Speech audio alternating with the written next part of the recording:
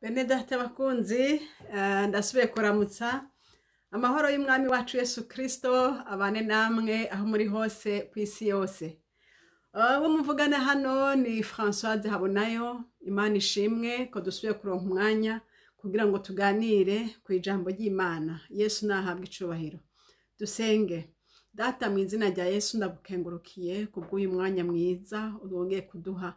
Ndasabye ngo ijuru ritwasiste muri kano kanya Mana, muhemu yera arongore bino bikorwa Data wa twese.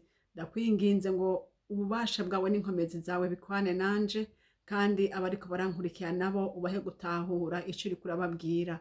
Nuko nsabye muri vyose mu izina ryawe rishigwe hejuru, kandi ibikorwa by'umugwanizi byose bisubizwe kuzimu mu izina rya Yesu.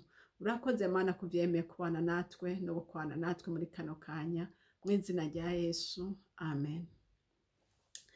Uyu munsi rero nshuti zanje ngiye kuvugana namwe ku kintu cerekeye umubatizo. Hariho mwene data umwe amaze iminsi ariko arambaza ku vyerekeye umubatizo. Rero numva umenga vyoba vyiza ndabivuze nkabivuga n'abandi bose bakabiboneraho. Umubatizo rero, umubatizo uri uburyo butatu. Shaka kumbwira ati mbega ubwo buryo butatu ni ubuhe? Turaza kuburabira hamwe uyu munsi, ni umwanya watwemerera. Ubwo buryo butatu ni ubu. Hariho umubatizo wa mbere wo mu mazi, hakabaho uwundi mubatizo wa mpwemu yera, hakabaho n'uwundi mubatizo wo muri mpwemu yera. Urumva rero ivyo bintu bitatu, kumbure uwa kabiri n'uwa gatatu bigomba gusa, ariko humura byose turabirabira hamwe, kandi Data wa twese aradufasha. Imana ishimwe. Ico bita umubatizo wo mu mazi ni iki? Mu mubatizo wo mu mazi mwese murawuzi, benshi mwarabatijwe abandi ntimurabatizwa, ariko Bibiliya itubwira iki ku mubatizo? Umubatizo ni ukuvuga ngo ni sinye yerekana yuko umuntu yahindutse, canke ni sinye yereka abantu yuko hariho icyakoretse kuri wewe. Iyo umuntu agiye kubatizwa, ica mbere abanza kuba yarumvise ijambo ry'Imana, hanyuma akaryizera, hanyuma akagomba kuja muri uyo muryango w'abantu b'Imana. Ivyo rero kugira ngo bavuge bati naka yarakijijwe, naka n'umuntu w'Imana, hariho abantu baba barabishingiye intahe bakavuga bati yarabatijwe, twari kumwe, twaramuherekeje kubatizwa, twarabibonye. Imana ishimwe. Uwo ni umubatizo wo mu mazi. Reka turabe ijambo ry'Imana. Turaza gusoma amajambo amwamwe, muze murakurikirana mu gitabo ca Matayo igice ca 3. Aha ni Yohana yariko arabatiza, hanyuma abatije abantu baje iwe.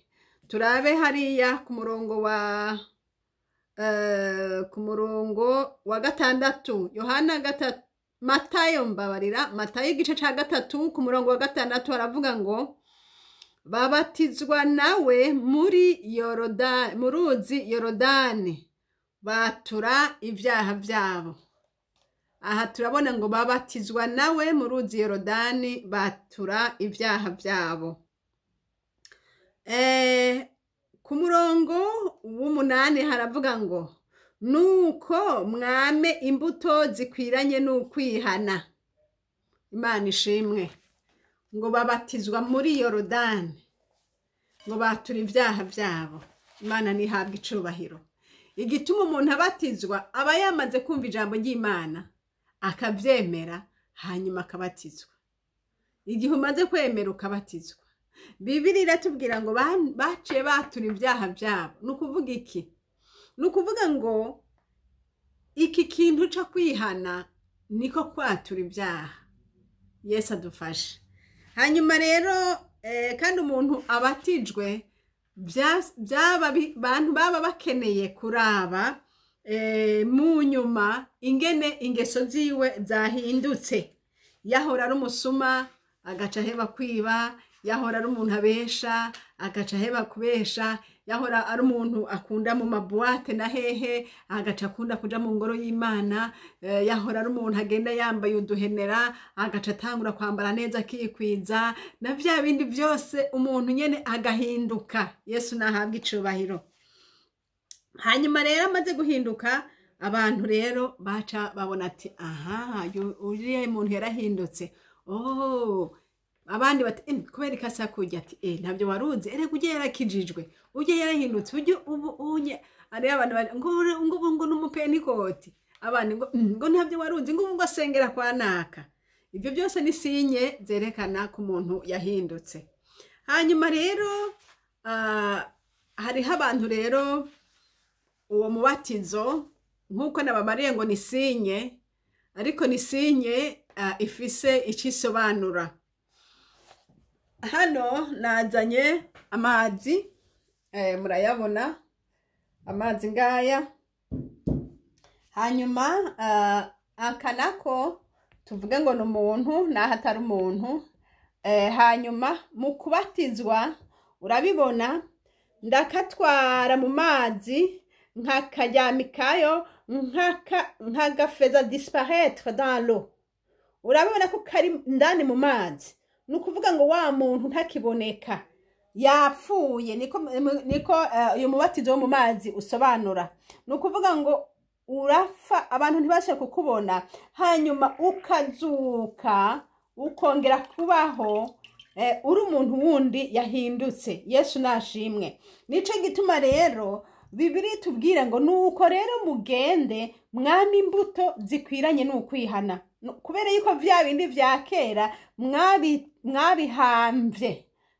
mwarabihambye none muzutse muri bashasha. Imana ishimwe. Iki ni igikorwa c'umubatizo wo mu mazi. Imana ihabwa icubahiro. Hanyuma rero kuri babandi nabo bafata bagasuka amazi ku mutwe, urabibona yuko umubiri wose ntuba wabaye plonge. Urumva Bibiliya itubwira ngo Yesu nawe nyene yaragiye ngo abatizwa ngo mu mazi, ntiyabatijwe ku mutwe oya, ariko ngo yabaye plonge nawe nyene mu mazi. Imana ishimwe. Hanyuma ijambo ry'Imana rero riratwibwira neza uburyo butandukanye bwo kubatizwa, yuko umuntu abatizwa mu mazi. Turavye hariya mu gitabo ca turabe mu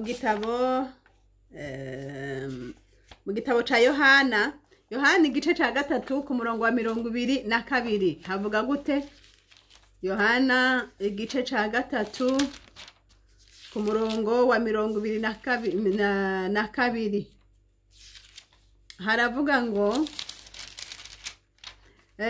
haravuga ngo hanyuma y'ivyo Yesu ajana n'abigishwa biwe mu gihugu c'Yudaya, ateba nayo nabo abatiza. Ngo hanyuma y'ivyo Yesu ajana n'abigishwa biwe mu gihugu c'Yudaya, ateba nayo nabo abatiza. Imana ishimwe. Hariya ku murongo w'23 havuga ngo kandi Yohana nawe yabatiriza ahitwa Ainoni hafi y'Isalimu, kuko aho hari amazi menshi, abantu baraza bakabatizwa. Imana nihabwa icubahiro. Ngo barondera ahantu hari amazi menshi, suko bari babuze amazi bashira mu gikombe bagashira mu ruhanga canke bagasuka ku mutwe oya, ngo baragenda bakaronda ahantu hari amazi menshi kugira ngo umuntu bamuzamike mu mazi hanyuma aveyo. Uko rero niko umubatizo wo mu mazi umeze. Hanyuma turavye kandi muri Matayo gatatu ku murongo wa 16 hariya naho havuga ngo iki? Gatatu ku murongo wa 16 havuga ngo Yesu amaze kubatizwa aca ava mu mazi, maze ijuru riruguruka, abona mpwemu w'Imana amanuka asa n'inuma amugwako. Ngo Yesu aca ava mu mazi. Na Yesu Kristo umunyanazareti murumva ingene yabatijwe, nawe yagiye mu mazi avayo. Urumva birerekana yuko yagiye mu mazi menshi nawe. Imana nihabwa icubahiro. Hanyuma rero nshuti zanje, uwo n'umubatizo wo mu mazi. Imana y'ububasha ibahezagire. Umubatizo wo mu mazi, umuntu abanza kuba yarumvirije ubutumwa bwiza, akizera, agaca avuga ati reka nanje ngera ikirenge mu ca Yesu, akabatizwa kugira ngo ahinduke. Kandi umuntu wese yabatijwe hariho comportement baba bamurindiriye ko, canke imyitwaro uko yitwara, baba bamurindiriye yuko agendana ingeso zindi zishasha ziboneka n'umuntu, ziboneka nk'umuntu yahinduye statut, yahinduye kera, yahinduye, yabatijwe, mbese hari ikintu cakoretse ku bugingo bwiwe. Uko no kubatizwa ko mu mazi. Amen. Ubu rero ngomba ndakubaze, inshuti yanje uri kurankurikira, kubatizwa wabatijwe, Imana nishimwe, wageze ikirenge mu ca Yesu, wareretse n'abandi bose barabibona yuko uri umukristo, yuko wanditse mu gitabo c'abantu b'Imana, wewe uri umukristo. Imana nihabwa icubahiro. None rero wabatijwe mu mazi n'imvyo. None reka mundabire namwebwe mushishikare kuraba aho muherereye, aho muri, abo mubana mubona babatijwe, canke nawo nyene wabatijwe, na jewe nabo mbona twabatijwe. Mubona byatumye by'ukuri comportement zihinduka? Hariho mwene data umwe yabatijwe ahantu hamwe. Uyo mwene data yabatijwe, hanyuma rero baramubaza bati warihanye? Atego narihanye. Hanyuma rero bavuga ati urumva iyo umuntu avuze ati narihanye, cako yavuze ati akatura ibyaha byiwe, kandi by'ukuri yarakunda Yesu uwo muntu. Ariko mu mutima wiwe nta muntu amenya iby'indani mu mutima. Kumbe uko yari ameze mu by'ukuri, comportement ziwe zose bari kumwe nawe, kandi n'igihe yavuye mu mazi ntiyahinduye n'ikintu niki, yabandanije kwa kundi nyene. None aho tuvuga ngo ni ngorane ziwe canke niki? Turaza kuraba kubera ko uwo muntu atahindutse kandi yarabatijwe mu mazi. Kandi Bibiliya ivuga ngo muce muhinduka, mwerekane ingeso zikwiranye n'ukwihana.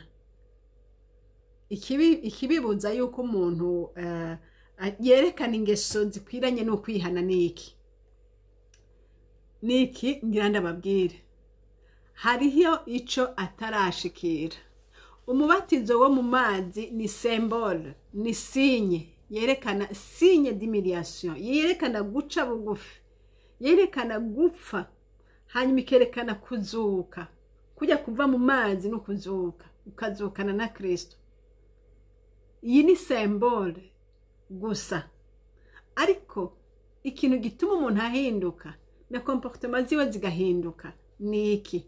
Ni caki ni ca kabiri nababwira, le baptême de l'esprit,